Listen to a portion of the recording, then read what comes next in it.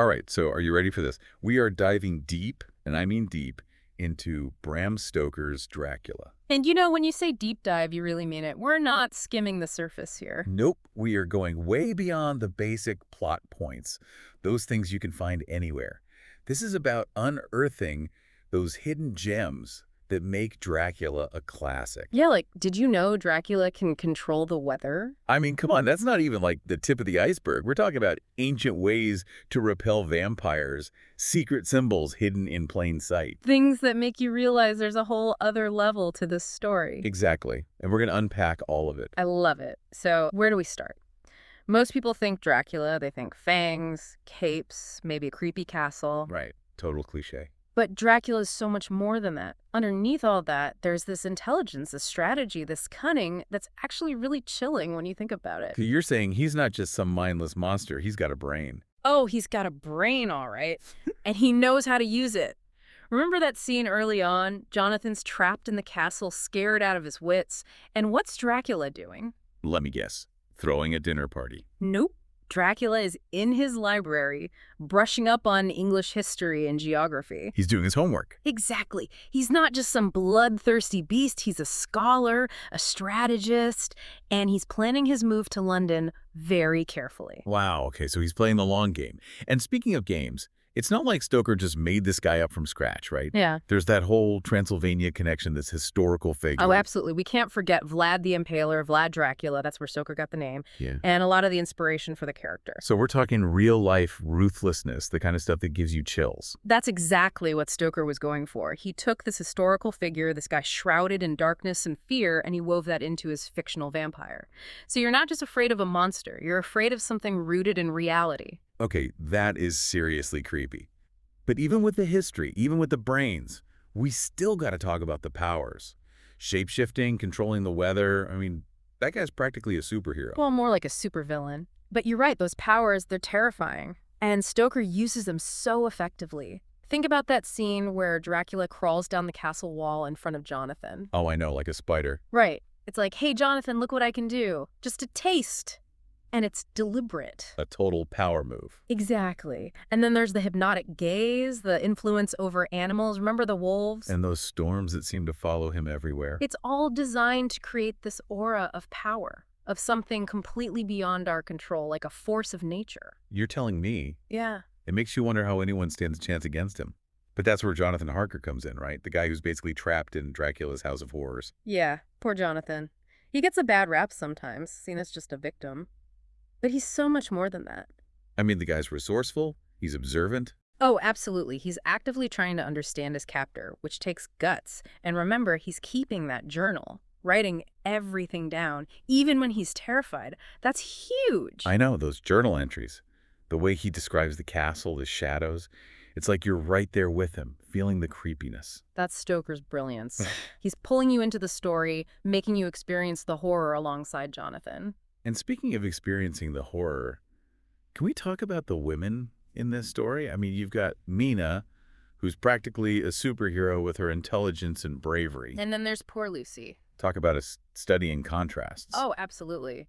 You've hit on something really important about Dracula, the power of women, especially in Victorian England. Yeah, it's like they're living in two completely different worlds, even though they're facing the same threat. Exactly. And Mina, she's such a fascinating character. She's not content to just sit back and let the men handle things. Oh, no, she's a woman of action. Right. She embraces logic.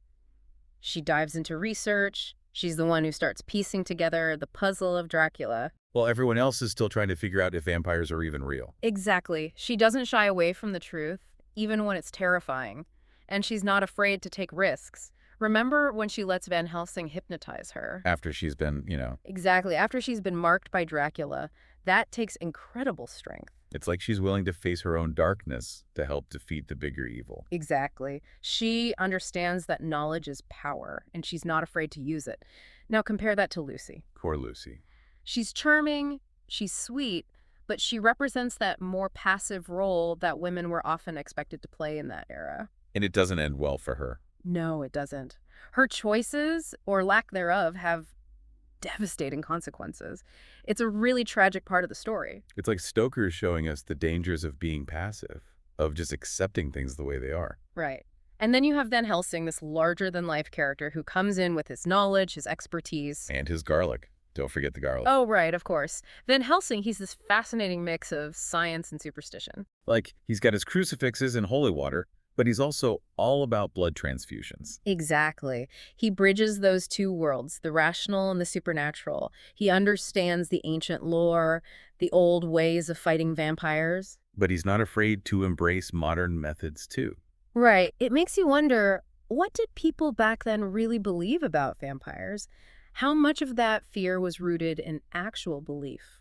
That's a good question. Yeah. And I guess it makes you think how much of that fear is still with us today. Definitely something to think about. But with Van Helsing, it's like Stoker is saying, hey, don't dismiss the old ways entirely. Because sometimes those old beliefs hold a grain of truth. Exactly. And sometimes you need a little garlic with your blood transfusion. So true. But even with Van Helsing's expertise, they're still dealing with a creature of immense power. I mean, we've talked about Dracula's cunning, his intelligence, his powers, but just how strong are we talking? Does he have any weaknesses? Good question. He's strong, but he's not invincible. He's got his limitations. Daylight, for example, is a big one. Right, the whole sleep in a coffin thing. Exactly. Remember how Jonathan described Dracula during the day? Lethargic, confined to his coffin. Sunlight weakens him. So no sunny beaches for Dracula. Definitely not. And it's not just sunlight. Remember those boxes of earth he had shipped over? Oh yeah, like he's got a gardening hobby or something? No, exactly. That earth, it's from Transylvania, his homeland. He needs it to regenerate his power. It's like a vampire energy drink. In a way. Yeah. It allows him to maintain his strength even on foreign soil. But here's a question for you. If Dracula is so powerful, why all the sneaking around? Why not just waltz into London and take over? Yeah, good point.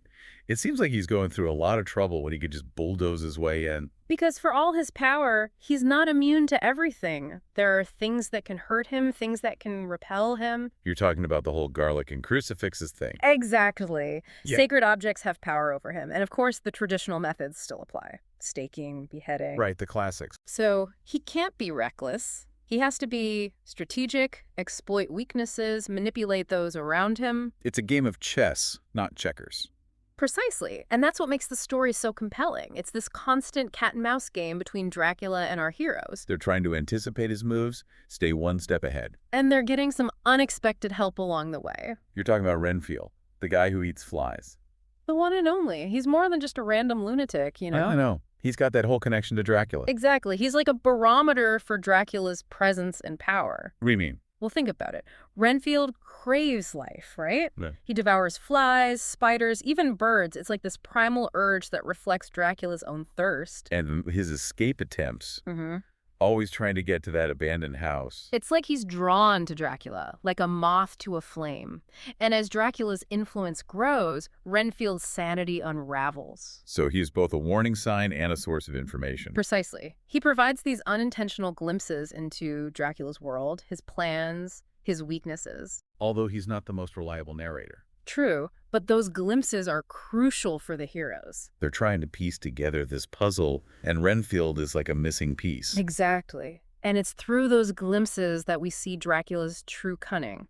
Remember the Demeter, the ship that arrives in England with a dead captain at the helm? Oh man, that was creepy. Right. Talk about an escape plan. It's brilliant and terrifying at the same time. Stoker really knew how to create a sense of dread. He was a master of it. And that's the thing about Dracula. He's not just a monster. He's a strategist. Mhm.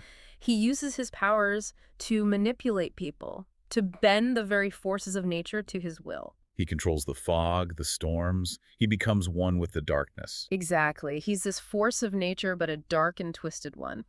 But, you know, our heroes, they don't give up. They're determined to stop him. They follow him all the way back to Transylvania, ready to end his reign of terror once and for all. It's the ultimate showdown. It is. And at the heart of it all is Mina. She's not just a bystander in this fight.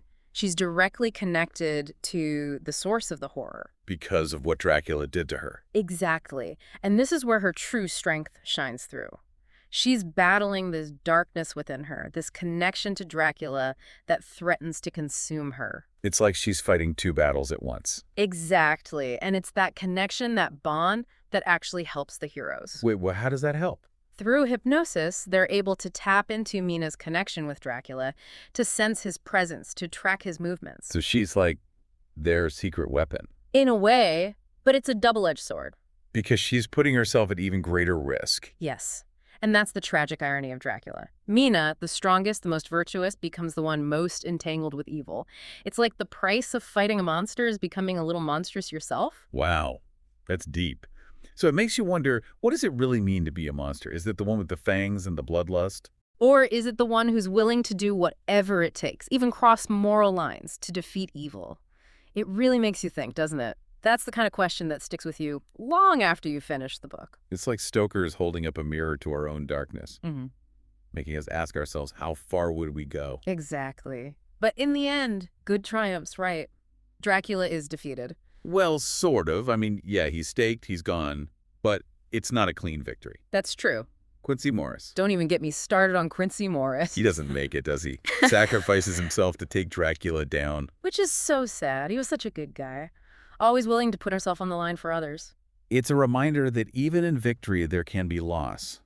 And that sometimes the line between good and evil, it's not always so clear. No, it's definitely not. But it also shows the power of, selflessness, sacrifice, that willingness to give everything to fight for what's right. And that's what resonates with people even now. That idea that even in the darkest of times, there's still hope. That we have the strength to face our fears and fight for what we believe in. And that even if we come face to face with our own monsters, we can overcome them. We can come out stronger on the other side. Exactly.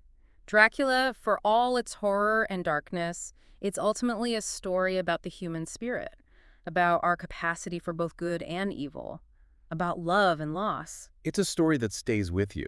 It makes you think about things in a different way. It does. Dracula challenges us to confront those deeper truths about ourselves and the world around us. So as we close the book on this deep dive, what will you take with you? What echoes of Stoker's masterpiece will stay with you? Because ultimately, Dracula isn't just about vampires and Gothic castles and all that. It's about us. It's about the darkness and the light that exists within all of us. And about finding the strength to choose the light, even when it's hard, even when we're afraid. And that's a journey worth taking every single time.